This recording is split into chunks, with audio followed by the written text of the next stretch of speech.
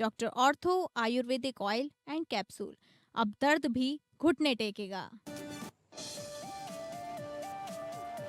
झारखंड विधानसभा के बजट सत्र में विपक्ष ने किया जोरदार हंगामा।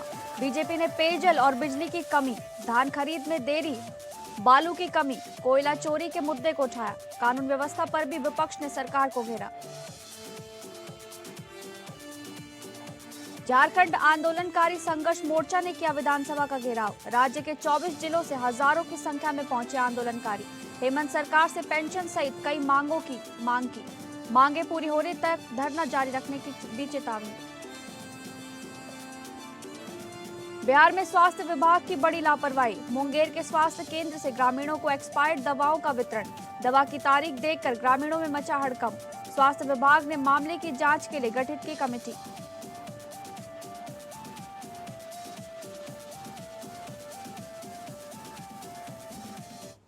नमस्कार, आप सभी का स्वागत है स्टेट लाइव में। मैं हूं आपके साथ शालिनी राणा। शुरुआत करेंगे स्टेट लाइव की झारखंड की खबरों से। झारखंड विधानसभा के बजट सत्र में आज पेयजल और बिजली की कमी, धान खरीद में देरी, बालू की कमी, कोयला चोरी और कानून व्यवस्था जैसे मुद्दों पर चर्चा हुई। इससे पहले कला नेता प्रतिपक्ष बाबूलाल मरांडी की अध्यक्षता में विपक्ष की एक बैठक रांची में आयोजित हुई थी, जिसमें सरकार के घेराव की तैयारी की गई। इससे पहले बजट सत्र में होली की लंबी छुट्टी के बाद नगर विकास एवं आवास विभाग की 39 अरब 21 करोड़ रुपए से अधिक की अनुदान मांग ध्वनिमत से पारित कर दी गई। वहीं चर्चा के दौरान भाजपा विधायक नीरा यादव ने निकायों में चुनाव न होने और शहरों की स्थिति पर सवाल उठाए, जिसके जवाब में मंत्री सुदिव्य कुमार ने बताया कि सरकार शहरी क्षेत्रों में शुद्ध पेयजल और आवास उपलब्ध कराने के लिए प्रतिबद्ध है। इसके अलावा अंतर्राष्ट्रीय महिला दिवस के उपलक्ष्य में मुख्यमंत्री हेमंत सोरेन ने महिला विधायकों से विधानसभा में शिष्टाचार भेंट की और सभी महिला सदस्यों को सम्मानित करते हुए उन्हें महिला दिवस की बधाई दी। इस दौरान मुख्यमंत्री ने ये कहा कि राज्य के विकास में महिलाओं की भागीदारी अनिवार्य है और सरकार उन्हें आत्मनिर्भर बनाने के लिए पूरी तरह प्रतिबद्ध है। इसी बीच महिला विधायकों ने मौके पर महिला सुरक्षा और सशक्तिकरण से जुड़े महत्वपूर्ण सुझाव साझा किए। मालूम हो कि सत्र के शुरू होते ही अध्यक्ष रविंद्रनाथ महतो ने T20 विश्व कप पर तीसरी बार कब्जा जमाने के लिए भारतीय टीम को शुभकामनाएं दी और कहा कि सूर्य कुमार यादव के नेतृत्व में भारतीय क्रिकेट टीम ने लगातार दूसरी बार विजेता बनकर देश को गौरवान्वित किया है। वहीं कांग्रेस विधायक दल के नेता प्रदीप यादव ने स्पीकर से आग्रह किया कि संघ लोक सेवा आयोग की परीक्षा में चयनित झारखंड के युवाओं को भी सदन से शुभकामनाएं दी जाए। इसके बाद प्रश्नकाल के दौरान झामुमो विधायक हेमलाल मुर्मू ने अफीम की खेती का मुद्दा उठाया। उन्होंने कहा कि साल दर साल अफीम की खेती बढ़ रही है, आखिर किसके सहयोग और सहायता से हो रही है ये खेती। इस क्रम में उन्होंने कहा कि मंत्री को बताना चाहिए कि राज्य की पुलिस इसमें अपना हिसाब किताब लगाते हैं कि नहीं। अफीम की खेती और प्रतिवेदित मामला, लंबित मामला कितना है, कहां कहां अफीम का विनिष्ट किया गया, बताना चाहिए। जिसके बाद मंत्री योगेंद्र प्रसाद ने कहा कि 2024-25 में 27,015 एकड़ में खेती का मामला सामने आया है। राज्य में अपराधों में अगर पुलिस भागीदारी होती है तो जांच होती है। अफीम की खेती में भागीदारी का सीधा सबूत नहीं मिला है। अगर किसी की अंतर्लिप्तता पाई जाती है तो निश्चित रूप से कार्रवाई होगी। हेमलाल मुर्मू ने यह भी कहा कि गृह सचिव के आदेश पर CID से रिपोर्ट मांगी गई तो NCB भी एक्टिव हुई, तब जाकर इतने बड़े पैमाने पर कार्रवाई की गई। मंत्री बताएं कि पुलिस पर कार्रवाई करना चाहते हैं या नहीं। जवाब में मंत्री ने कहा कि अफीम की खेती पर निरंतर कार्रवाई होती है, हर साल कार्रवाई की जाती है। अगर पुलिस की मिली भगत का मामला संज्ञान में आता है तो कार्रवाई की जाती है। पुलिसकर्मी का मिली भगत आए सामने तो कार्रवाई होगी।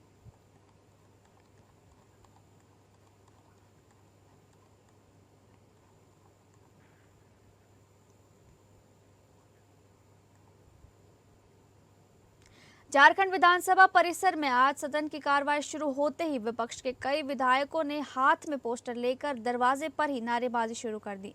इस दौरान राज्य की पूर्व शिक्षा मंत्री एवं कोडरमा विधायक डॉक्टर नीरा यादव, भाजपा के मुख्य सचेतक नवीन जायसवाल, विधायक पूर्णिमा दास साहू सहित कई अन्य नेता भी राज्य सरकार के खिलाफ नारेबाजी करते नजर आए। वहीं भाजपा के विधायकों ने पत्रकारों से बातचीत में हेमंत सोरेन सरकार के विरुद्ध आरोपों की बौछार कर दी। जिस तरह से झारखंड राज्य में अफसरशाही हावी है। सत्ता पक्ष के भी विधायक ये बात अंदर खाने कर रहे हैं कि उनका कोई सुनने वाला नहीं है। चाहे सीओ हो, चाहे बीडीओ हो, चाहे थाना हो, डीएसपी हो, एसपी हो, डीसी हो, आज प्रशासन बेलगाम है। सरकार का कोई कंट्रोल नहीं है। आम जनता बेहाल है। निश्चित तौर पर झारखंड में जिस तरह भ्रष्टाचार चरम पर है, बिना पैसे दिए कोई काम नहीं होता है। लोग परेशान, विधायक परेशान, लेकिन सरकार सोई हुई है और आम जनता को बेहाल हाल में छोड़ दी है। इसी को लेकर आज हम लोग बाहर में प्रोटेस्ट कर रहे हैं। अंदर में ये बात पूछेंगे माननीय मुख्यमंत्री जी से कि आपने क्या ग्रीन सिग्नल दे रखा है कि विधायकों का, आम जनता का किसी को सुनना नहीं है, केवल लूटो और बांटो। ये स्थिति अगर है तो सदन के अंदर मुख्यमंत्री इस बात को स्पष्ट करें।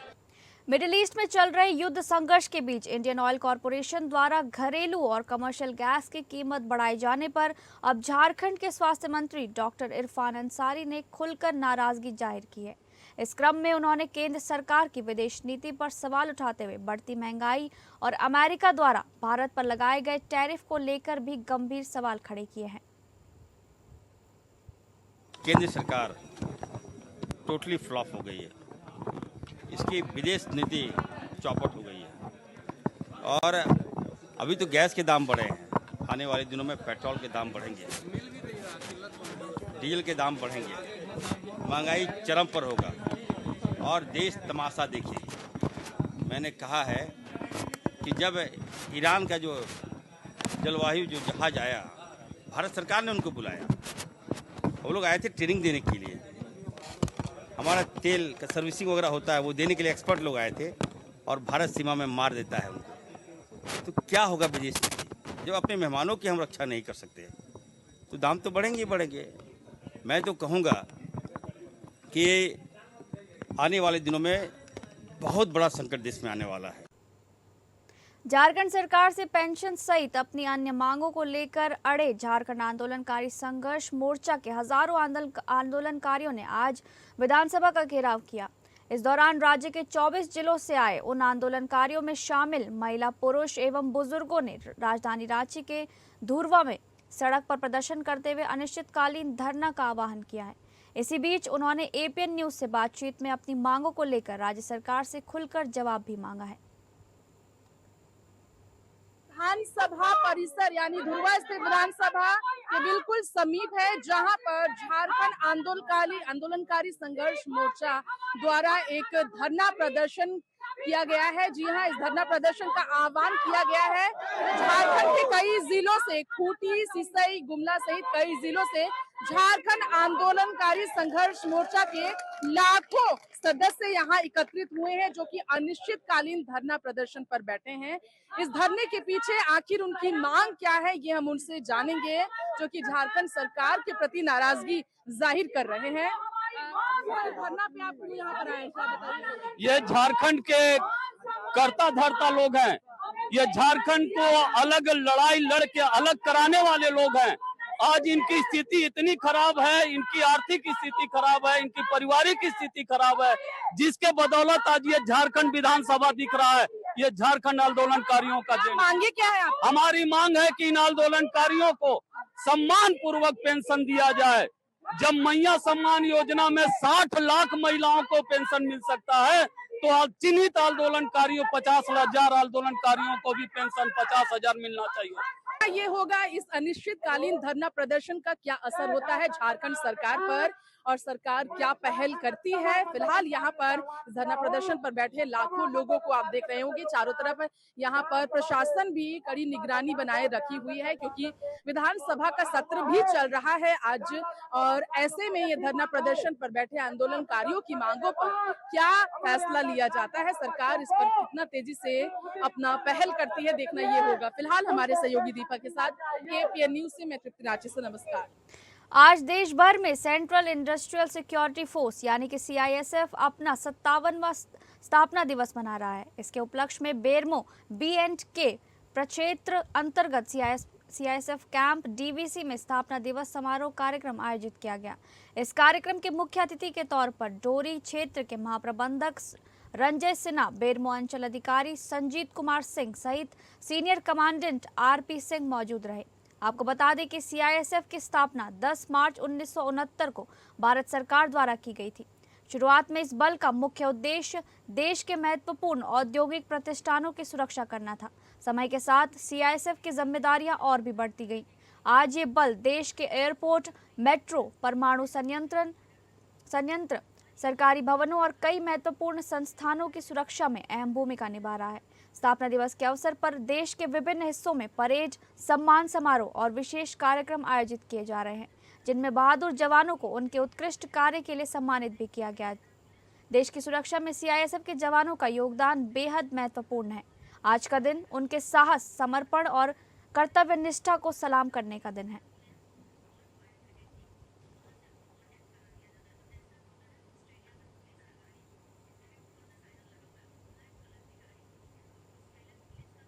अब बात करेंगे बिहार से जुड़ी खबर की। मुंगेर से एक चौंकाने वाली खबर सामने आई है, जहां स्वास्थ्य विभाग की बड़ी लापरवाही उजागर हुई है। प्राथमिक उप स्वास्थ्य केंद्र के कर्मियों द्वारा ग्रामीणों को एक्सपायर्ड दवाइयां बांट दी गई। जब ग्रामीणों ने दवा की बोतल और पैकेट पर छपी एक्सपायरी डेट देखी तो हड़कंप मच गया। मामले की जानकारी मिलते ही स्वास्थ्य विभाग हरकत में आया है। प्रभारी सिविल सर्जन ने जांच के लिए कमेटी गठित कर दी गई है और संबंधित कर्मियों से स्पष्टीकरण मांगा गया है। दरअसल मामला मुंगेर के जमालपुर प्रखंड के हालिमपुर गौरीपुर में संचालित हेल्थ एंड वेलनेस सेंटर यानी प्राथमिक उप स्वास्थ्य केंद्र का है, जहां स्वास्थ्य कर्मियों द्वारा घर घर जाकर ग्रामीणों के बीच दवाओं का वितरण किया जा रहा था। लेकिन जब कुछ ग्रामीणों ने दवाओं के पैकेट और बोतल पर छपी तारीख देखी तो पता चला कि कई दवाओं की एक्सपायरी 6 से 12 महीने पहले ही खत्म हो चुकी है। ग्रामीणों का आरोप है कि स्वास्थ्य केंद्र की टीम बुखार, दर्द और संक्रमण की दवाइयां बांट रही थी, लेकिन ये नहीं बताया गया कि दवाइयां एक्सपायर्ड हैं। खबरों में आगे बढ़ेंगे। अब बात करेंगे छत्तीसगढ़ से जुड़ी खबरों की। रायपुर जिले के पारा गांव में आयोजित चंद्रनाहु कुर्मी क्षेत्रीय समाज के 2 दिवसीय वार्षिक अधिवेशन में मुख्यमंत्री विष्णुदेव साय ने समाज को संबोधित करते हुए कहा कि जब समाज स्वयं अपने बच्चों की शिक्षा की जिम्मेदारी उठाता है, तब नई पीढ़ी अधिक आत्मविश्वास के साथ आगे बढ़ती है। इस अवसर पर मुख्यमंत्री ने समाज के विकास के लिए पारा गांव में सामुदायिक भवन निर्माण हेतु 50 लाख रुपए और सीसी रोड निर्माण के लिए 20 लाख रुपए देने की घोषणा की। मुख्यमंत्री ने अंतर्राष्ट्रीय महिला दिवस के अवसर पर उपस्थित माताओं और बहनों को शुभकामनाएं देते हुए बताया कि महतारी वंदन योजना को 2 वर्ष पूरे हो गए हैं। इस अवसर पर प्रदेश की लगभग 70 लाख महिलाओं के खातों में योजना की 25वीं किश्त जमा कर दी गई है। उन्होंने कहा कि ये योजना महिलाओं के आर्थिक सशक्तिकरण की दिशा में एक महत्वपूर्ण पहल है। मुख्यमंत्री ने कहा कि चंद्रनाहु कुर्मी क्षत्रिय समाज का गौरवशाली इतिहास रहा है और समाज शिक्षा के क्षेत्र में सराहनीय कार्य कर रहा है। कार्यक्रम के दौरान विभिन्न क्षेत्रों में उत्कृष्ट उपलब्धि हासिल करने वाले समाज के प्रतिभावान व्यक्तियों को सम्मानित भी किया गया। इस अवसर पर मंत्री गुरु खुशवंत साहिब, विधायक ललित चंद्राकर और विधायक योगेश्वर राजू सिन्हा सहित कई जनप्रतिनिधि और समाज के पदाधिकारी बड़ी संख्या में उपस्थित रहे।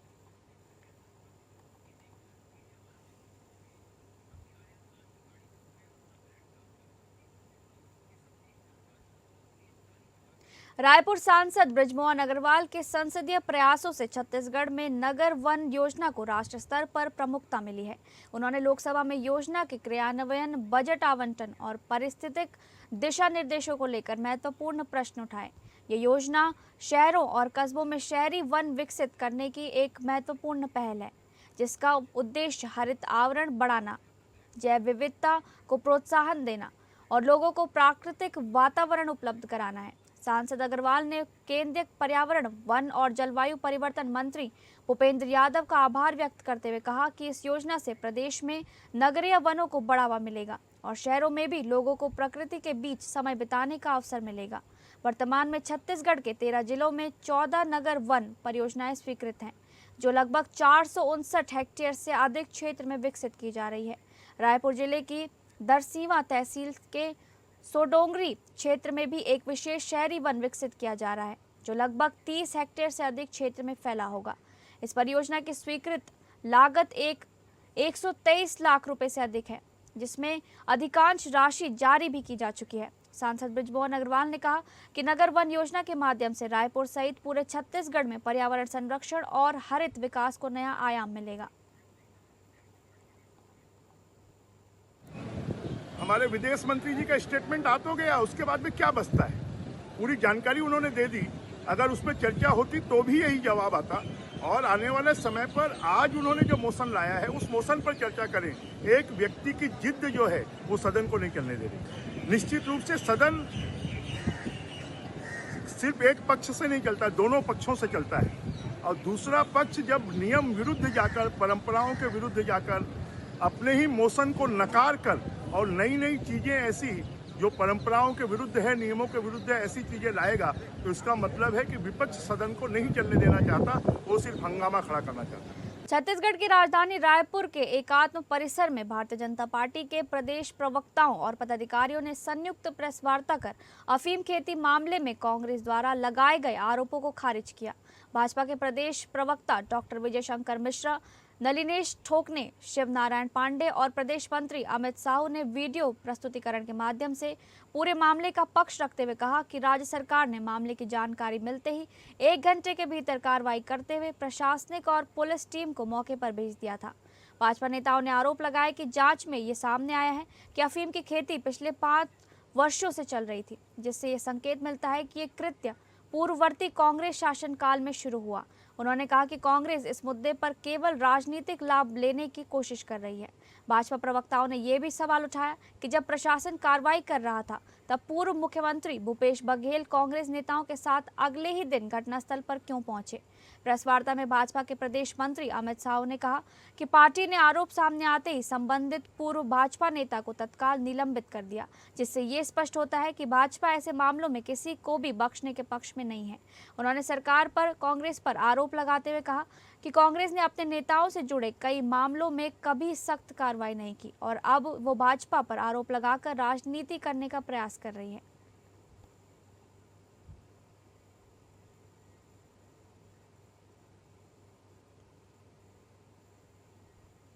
बलरामपुर जिले के रामानुजगंज नगर के वार्ड क्रमांक 7 में शासकीय भूमि पर अवैध कब्जे और गोदाम निर्माण का मामला सामने आया है। जानकारी के अनुसार थाना रोड स्थित पुलिस थाना के ठीक सामने शासकीय कृषि उपज मंडी समिति रामानुजगंज की भूमि खसरा नंबर 521 पर अवैध रूप से गोदाम निर्माण कर छड़ और सीमेंट का भंडारण किए जाने का आरोप लगाया गया है।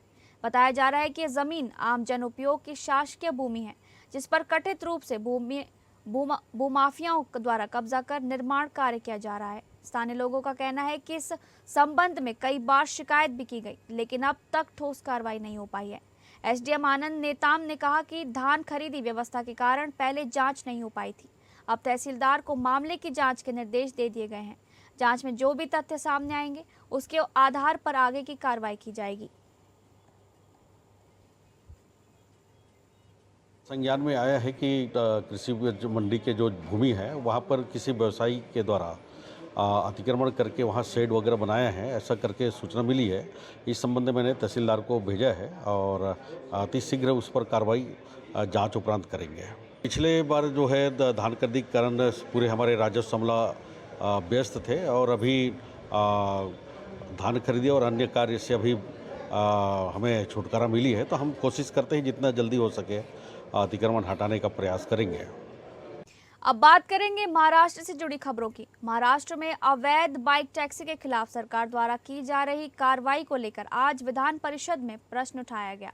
इस दौरान सरकार की ओर से इस विषय पर विस्तृत जानकारी सदन के सामने रखी गई। सरकार ने स्पष्ट किया कि बाइक टैक्सी के लिए लाइसेंस केवल पर्यावरण अनुकूल इलेक्ट्रिक 2 पहिया वाहनों को ही दिया गया है। पेट्रोल से चलने वाली बाइक टैक्सी पूरी तरह से गैर कानूनी है। परिवहन विभाग द्वारा ऐसी अवैध बाइक टैक्सियों के खिलाफ लगातार दंडात्मक कार्रवाई की जा रही है। इसके तहत नियमों का उल्लंघन करने वाले वाहनों पर जुर्माना लगाया जा रहा है। इसके साथ ही सरकार एक नई योजना पर भी काम कर रही है, जिसमें बाइक टैक्सी चलाने वाले चालकों के बजाय संबंधित कंपनियों के मालिकों के खिलाफ मामला दर्ज करने की कार्रवाई की जाएगी। सरकार का कहना है कि इससे अवैध रूप से बाइक टैक्सी चलाने वाले नेटवर्क पर प्रभावी तरीके से नियंत्रण लगाया जा सकेगा।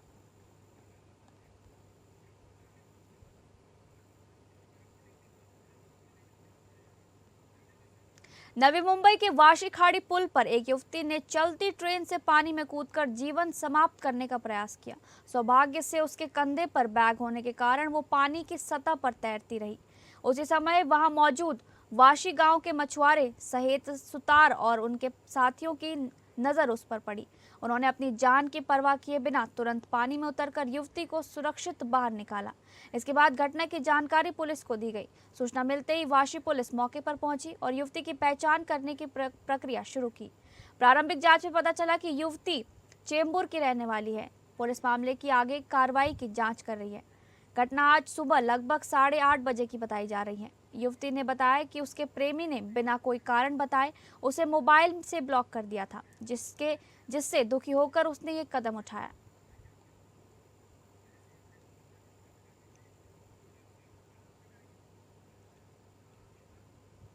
फिलहाल स्टेट लाइव में बस इतना ही। नमस्कार।